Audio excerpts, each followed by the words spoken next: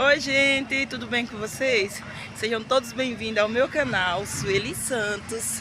Por isso peço que vocês comentem, compartilhem, se inscrevam e que vocês venham estar dialogando comigo. Logo após a vinheta, eu estarei contando para vocês um sonho e um desejo que eu tinha quando eu era criança.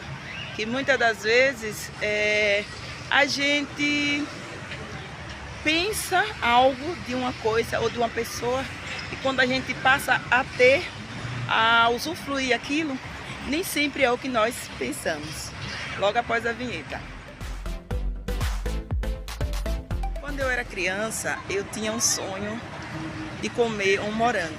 Quando eu ia para a escola, eu achei um pacote de bolacha vazia, na qual tinha um desenho de um morango. Então eu guardei aquele pacote de bolacha, eu guardei. Ao passar dos anos, quando eu fiquei uma mocinha, e aí logo depois eu procurei família, eu tinha em mente o desejo daquele morango que tinha na bolacha, no desenho da bolacha, né? Do pacotinho da bolacha. Que era um desenho, a coisa mais linda, aqueles morangos lindos desenhados naquele plástico da bolacha. E eu tinha vontade, mas minha mãe não tinha condições de me dar, nem ninguém da minha família, né? Não tinha condições no momento de comprar e me dar. Então aquilo eu fui crescendo com aquele desejo.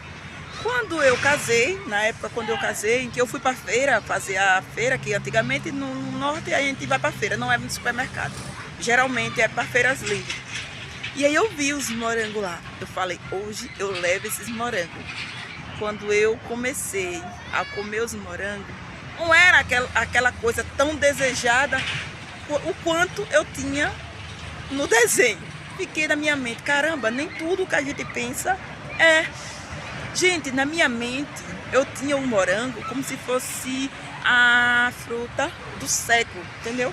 Com aquele desejo de comer aquele morango, eu desejava aquele morango o tempo todo.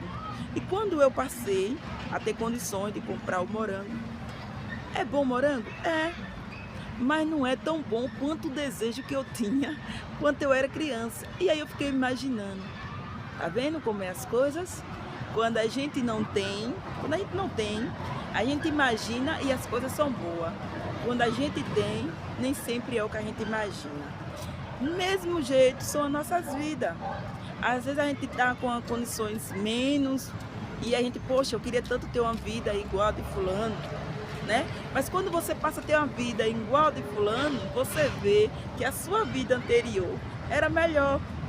Então reflitam sobre o que vocês estão pedindo e o que vocês querem para o seu futuro. Porque nem sempre é o que você quer.